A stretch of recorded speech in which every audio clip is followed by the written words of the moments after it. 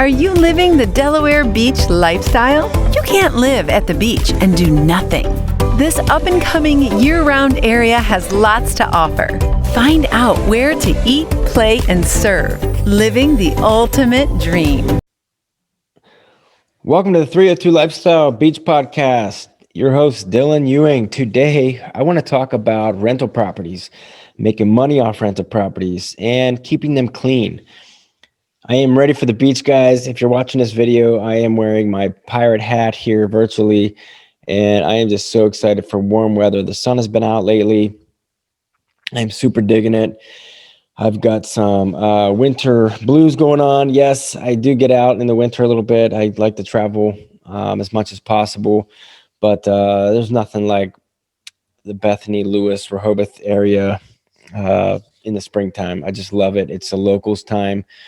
And so let's dive into this, guys. We got rental properties. If you are thinking of renting your property, or you already do, and you're looking for tips and tricks from a cleaning company's perspective on how to not only keep your rental property clean, but what we've seen to have the most return on your investment. Okay, so let's just dive in, guys. Number one thing is you want to do your research. Okay, a lot of people out of state, they just kind of look at a place that has a good deal and they just buy it and that's it. And then you throw it on VRBO and you just hope for the best. Or you hire a real estate agent, they book it up for you and so forth. But I want to give you some back page insight on the area and how to properly do this, okay? Because each little town here is different. So if you're going to go outskirts of the beach, let's say Millsboro, Frankfort, Dagsboro, those types of areas, you're usually finding people that either have families or trying to save a little bit of money by not being so close to the beach. They don't mind driving. They like nature a little bit more. They usually like bonfires, stuff like that. So you want to have some bikes and so forth. And you can usually get a little better price on houses, but keep in mind your price point on a weekly rental is usually a little bit less, okay? Again, I'm not an expert, but do your research on pricing it for the week properly and whether you should do 3-day rentals or weekly rentals using VRBO or Home Away or whatever service you use, okay? I think there's 4 or 5 of them. And some of them require that you include a cleaning fee or not a cleaning fee. There's just different requirements for each one. So make sure you're checking that first. And so you know how much everything costs on the back end of where you're going to be advertising this, okay? And get a list of a couple real estate agents or property managers that can help you with the listings if you need it. But usually a good cleaning company can help you with a lot of the stuff that you're needing to do in between rentals. Okay, so do your research, okay? You've got Millsboro, Dagsboro, Long Neck, like all these different areas that usually a little bit lower cost on the home values, but you're getting a different demographic of people looking to rent in those areas, okay? Once you get a little bit closer to the beach, you got some different things going on. Lewis area, very nice, upscale, Victorian homes. Okay, it's obviously a little bit more expensive. It's the first city in the first state, and it's gorgeous, right? There's all kinds of stuff to do, trails, water, everything. But remember, the houses are more expensive, so your weekly rent's going to have to be more expensive, and you're just advertising for a different demographic. So your pictures need to be really high quality. Well, regardless, I think you should hire a photographer if you don't have a good camera to capture the best pictures, because you can make your rooms and house look really good with just pictures, okay? Okay, so you got Lewis area, Rehoboth area, it's a little bit more active communities. You got different demographics of people ranging all over the place, but they're genuinely a little bit more modernistic with their approach on life and their decisions and what they want to do. Very active, very wanting to go to the boardwalk type of stuff. So if you rent down there, you're going to want to definitely have some beach attire. You got a lot more competition down there. There's a lot of rentals down in Rehoboth area. Same as Dewey, but it's a little smaller. Of course, your pricing of the house is going to be more.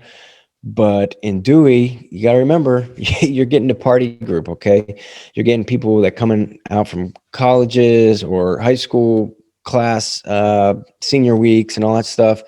A lot of these properties here, they want to the people want to rent out the entire house and party and drink hard. Okay. So just keep that in mind. That's what you're gearing that towards. Once you move out into, and then you got some golf communities, obviously, in that area. So, that's pretty common sense. You move into Bethany Beach area, a little bit more expensive down on the beach, but now you're gearing it more towards families and the slower pace family demographic. Okay, Rehoboth area, you definitely got some families there, but it's more active, go, go, go type of thing. Walk around, they just want to enjoy scenery and good food and stuff like that. Bethany's the same thing, but you're gearing it more towards families that like to relax. So if you're decorating or doing any of that stuff in your house, you want to keep in mind, you want to have like yard games and stuff that people can hang out there. They usually have smaller kids and so forth. They don't want to deal with the big high volume traffic and shopping and all that stuff. Now you move into Fenwick, and again, it's a slower pace, definitely more beach oriented.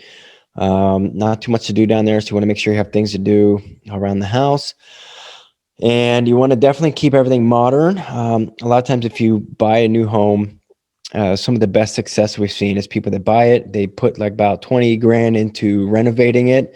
So they will make it more a little modern, update the appliances and all that kind of stuff. That's definitely going to be one of the things we talk about in here. But right now we're just talking about areas. So then you move out into Ocean View, Millville, and you get farther away from the beach, like we talked about in the beginning. The farther away you get, you're just changing your price points and who you're targeting. Okay. So have you heard of float therapy? Holy cow. This is like the biggest secret in America. I think the world. Famous people, athletes, all these people are doing float therapy, and it's called Urban Float in Rehoboth. You can go to urbanfloat.com, click on Rehoboth, and check out these guys. You're basically sitting on 1,200 pounds of Epsom salt. Everything just feels so amazing, and you're on this weightless, de-stressing pod for an hour. I love it. You get a discount your first time. You can also let them know that you're from 302 Lifestyle. Check them out, guys. Sponsored by Urban Float. Number one, know your areas, know your prices, and have your plan on who you're going to be targeting. So that's number one. Number two, the most successful people then, like I talked about, they renovate their houses. So they buy a house, and sometimes they rent it out for a season to kind of recoup some of their funds, but then they renovate. So you want to definitely do your research on this. You can do a lot of the stuff yourself, but you want to update stuff, man. Update your appliances, your fixtures, some of the outdoor stuff, repaint. Definitely use a shiny paint, by the way, because you get a lot of kids and well, that's another topic. But okay, we good? So know your area. Now you probably want to renovate a little bit, or at least rent it out for the first summer. Now, when you start renting out your property, here are some of the things that keep your property clean. Okay, a lot of times as a cleaning company, we'll come in and we'll be like, okay, we're going to clean it. And we see the houses that are trashed every time. They're always trashed. They're always left really messy. And the number one reason for that is either one, the properties look old and dirty. Two, your screening process isn't very good. Or three, you don't give them proper cleaning equipment to easily clean the property when they're messy. So some of the bigger properties have this issue because they get a bunch of families together to afford the weekly rent, and that's really the only thing giant properties are used for, unless they're super. They have enough money to afford to just have their own family in there. But 9 times out of 10, we see that multiple families will come in the same home, and if it's bigger. So above 4-bedroom, 3-bath, you're going to get multiple families usually. Even 4-bedroom, 3-bath sometimes. But you want to make sure you have cleaning equipment. And the second part of that is your screening. So how do you screen better? Well, when your first initial impression of the property, you want to make sure you have very clear guidelines on what you allow, what you don't allow, and how to make their experience the best. You want to get a cleaning deposit. A lot of these real estate agents or property managers, they won't even, get a cleaning deposit from the renters.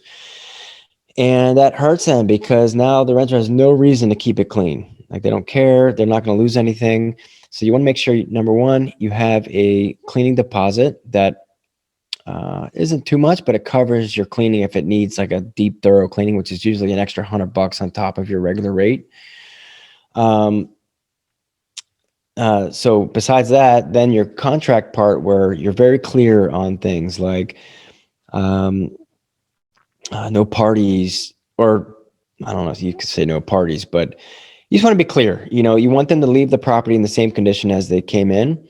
It doesn't mean they have to super clean everything, but put all the trash away, take the trash out, be very communicative with them. A lot of times, whoever's booking it, you want to make sure that they either get a phone call from an agent or yourself, and just so they know that they feel personal with you, that they know you, because if they don't know you and they don't care and they don't pay a lot of money, a lot of times you'll get that type of leftover when they leave. So again, be very clear on your guidelines, your contract, be communicative. So a lot of the successful homeowners that we see, they make sure they keep in touch with them, they contact them, they call them, they have a guest book when they arrive, and they even do like little things like little gifts and so forth. Um, and you can usually get a feel for people in the communication. So a lot of times we won't take customers because they're very aggressive or they're very demanding, or they seem to not really have boundaries when it comes to treating people like they want to be treated. So when you get that kind of feeling, instead of thinking money, money, money, think investment, investment, investment. You don't want your house to get trashed, so you want to make sure that you're screening these people properly. So that's one of the biggest things, is screening. Be very clear in your guidelines, communicate. And then lastly, we talked about make sure you leave out your cleaning stuff. You want to have decent vacuums, not these giant 1980 bulky ones that nobody's going to pull out because they think it's disgusting. You want to, yeah. So you want to be very aware that these people like to clean up after themselves. So you want to give them the proper equipment and tools to do that. Okay. Keep the cleaning stuff under the sink. Have a decent vacuum. If you need any of this stuff, we can even supply you with entire sets of cleaning equipment and the baskets with all the cleaning stuff that they'll need. If it's a large home, you want to keep like a little vacuum upstairs too. If it hangs on the wall or something, just put it out in the open so they can see it, or have a little sign that says vacuum. We've also had some homeowners say, well, I need to count all of my stuff for my plates and charge them for different things. Look, you need to also understand that there's going to be incidentals. There's going to be stuff that people take or lose or break. Okay. And just understand that that's going to be a part of the cost of doing business with this. So we rent out linens, but the linens, we get pillowcases or a stain on the sheet or something. I'm not going to charge the renter every time something like that, little things happen. Now, of course, if they take all the sheets, yeah, we're going to charge them. But you don't want to be nitpicky on what you're charging people, okay? Because you're going to get people that start nitpicking you. Well, the sink wasn't working very well, so I'm going to need some money back. Or the cleaners missed, under the couch cushion, so I'm going to need some money back. So the less nitpicky you are, the less nitpicky they're going to be. And you want to just trust that they're going to do the best they can at keeping up with their house. But they're very busy, they're on vacation, and there's going to be things that happen. So the next part to this is have little quirky signs out that kind of let renters know where things are and what to do with things. So if you have specific guidelines on the AC, make sure you have a little plaque or something that's underneath the air conditioning controls. I do recommend you get a smart controls for everything, pretty much your locks, your thermostats, your water heater, pretty much anything that you can do to connect to your phone so you can do it virtually. That's going to be your best bet. And yeah, so put guest books out, make sure your cleaning stuff's there. And with that includes being clear on where things are, letting people know, hey, nothing's ever perfect. But if there is something you need or want or something's not right, let us know. We'll make sure we take care of it. Okay. Same thing we do as a cleaning company. If you let them think that they can expect perfection, well, they're usually going to be shorthanded. Okay. All right, guys. So those are a few of the big things that help. Now, the next piece of this is if you don't have the time to do this, listing things, communicating, arranging things, renovating, you want to get yourself a property manager that's not going to completely kill you on fees, but they're kind of in the middle. So get a few rates and they have the time to help you. Okay, so a lot of these companies, they have so many places that there's just no way that they can manage them all. Or they're big enough to where they have the staff available to manage it all. So you want to check reviews, maybe get a couple of homeowners that are already using them, ask some neighbors if you've already purchased a property, and get a good property manager or somebody on call that can help you with emergency things. Okay, cleaning company is great for this, but a cleaning company does cleaning. So normally, even though we try to help the best we can, you're going to want to have somebody separate from a cleaning company that can help with this stuff. And make sure your cleaning company, okay, here's a topic. Make sure your cleaning company has some good guarantees where if there's something wrong, even though they don't guarantee perfection, they'll come back, they'll fix it, they'll be that face to the customer of somebody that they feel like they're loved. You know what I mean? They even have something for them where they can bring gifts, or if the cleaning company messed up, that they will bring them something to make them feel appreciated. And as far as the cleaning company, a lot of homeowners will try to save as much money as possible so they won't get the last or end of the season cleaning, or they will shut everything up and they'll just wait until next season and open everything up. The problem with doing this is dirt, grimy stuff, grease, and all that kind of stuff. When it sits there for a long time, it ends up kind of uh, getting into your paint and taking off finishes, and it's a lot harder to clean, aka meaning that it makes your property wear faster. So at the end of the season, you always want to make sure you get a cleaning. Now, if you shut up your property, that's fine, but I recommend having a cleaning company or somebody do some type of property or monthly check. This can range anywhere from like $50 to maybe 100, but you want somebody to go in there, kind of check things, uh, maybe do a little light stuff, check the lights, leave a light on. Again, there's where you should have your smart electronics where you can remotely turn on and off lights so people think you're home or somebody's there. Check the windows, check the water heater. Just do a basic property check. Sometimes you'll get like infestations or something. Raccoons get in the house. So you want to make sure that you're having someone to check the property. I know it's a little expensive to have somebody do this, but a lot of times you can get little perks that come along with it. So even though you're paying for that, you're going to get a good deal on something else. Okay. So for cleaning, we'll give you like a free spring cleaning,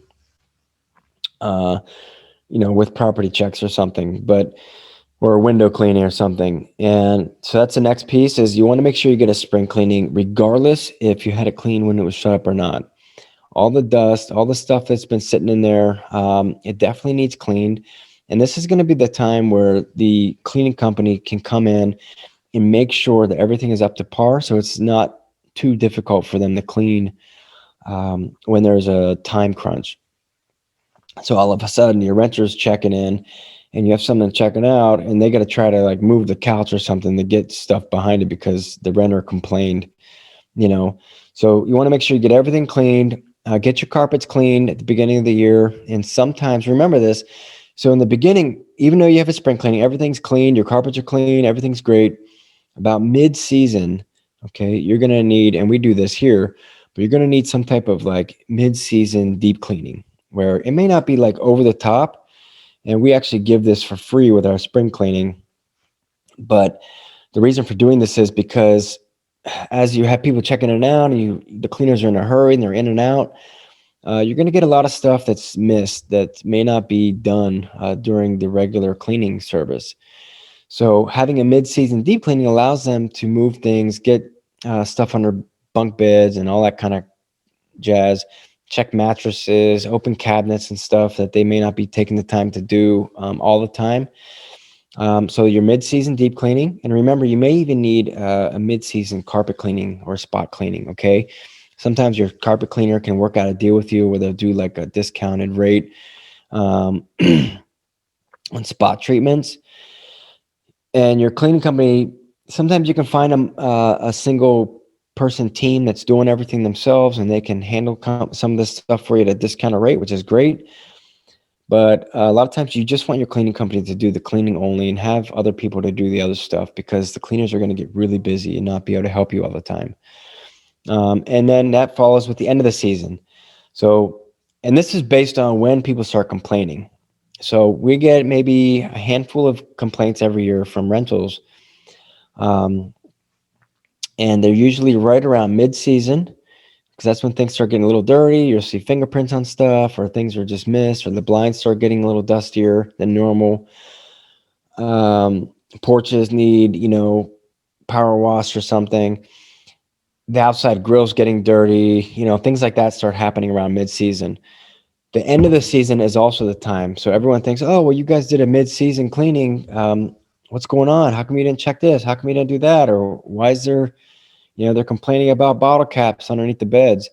So just remember, guys, that the cleaners can come in, they do their thing, but they have several properties in a day and they're in a hurry.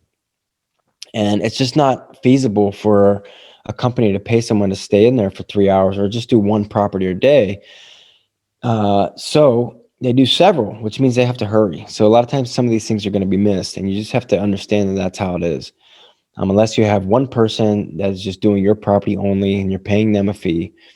But a lot of times you're not going to find that, because people are trying to make a living off of these properties. Okay. So remember, beginning of the season, deep cleaning, mid-season, that it should be like a touch up, or have like 2 or 3 things that they should focus on, like under the beds, in cabinets, and maybe fingerprints or something. Check the grill. At the end of the season, you're going to want to do the same thing. Get your carpets cleaned. Get all this stuff. Stains are harder to get out if you wait. So at the end of the season, remember, your renters will probably start seeing things. So see if your cleaning company, like let's say your last rental is September, but you have another rental at the end of September or October. Ask your cleaning company, hey, there's not another check-in after this cleaning. Would you mind staying there a little bit extra longer? I'll pay you an extra $50 and just get a few bullet points to make sure we don't get any more complaints. And usually they won't mind doing that. Or of course, if you have the last cleaning before you shut up for the season, that's a great time to do the thorough cleaning. Okay. All right, guys. So those are my tips and tricks. Some of those you're not going to like, or you're going to think are common sense, but you'd be surprised. I mean, we probably have 60 to 75 rental properties that we help or manage in some way. And I would say only a dozen of them actually have a good, solid system and understand the cost of doing this, because by you spending an extra, I don't know, $300 to $500 a season is going to be the difference from getting all 4 and 5 star reviews to getting several complaints a season. And you're going to be putting so much pressure and demand on the cleaning company because you're expecting them to keep your property perfect, and it's just not going to happen. And then lastly, again, guys, know where you're buying your property at and know who is going to be coming in. The nicer you have your property, the nicer it's going to be kept. So if you get a house and you don't want to spend any money on fixing anything up and it's just all dingy and grimy, your renters are usually going to leave it that way. And the repeat customers are just going to continuously be people that want cheap and don't care about cleaning.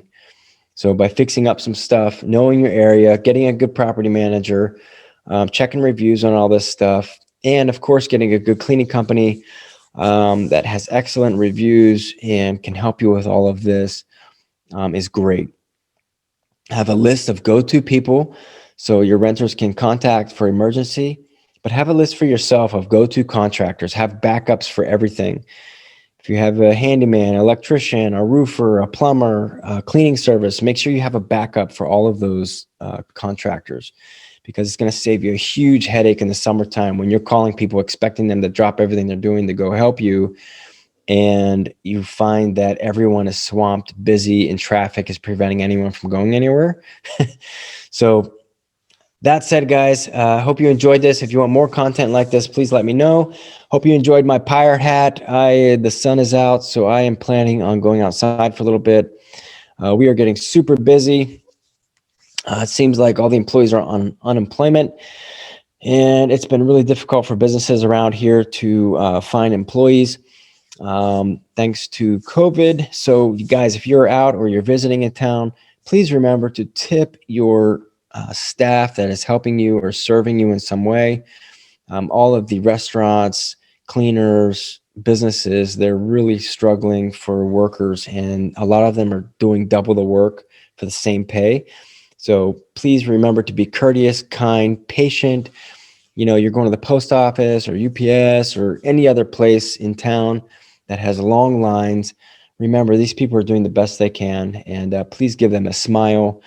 And remember to keep living the 302 beach life. In the meantime, guys, we will see you next time. And I'm so thankful for you guys listening. See you next time. Oh, and I'm going to also drop in a little paper that might help you guys. Maybe like a little checklist. I do have that. And on another episode, we're going to have closing up your property for the season. So look for that. And we are sponsored by That Guy with the Broom cleaning service here in town, Millville, and also now is sponsoring Urban Float. If you haven't checked this place out, a lot of the athletes and famous people are using floating as a therapy.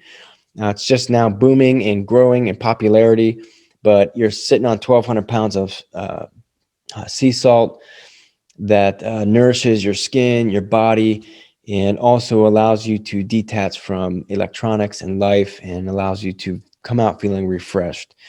Check it out, guys. Urban Float, That Guy with the Broom. See you guys next time. Keep living the 302 lifestyle.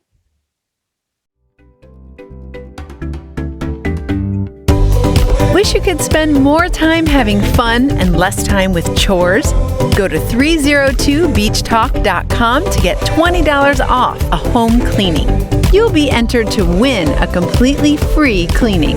Eat, play, serve. Sponsored by That Guy with a Broom.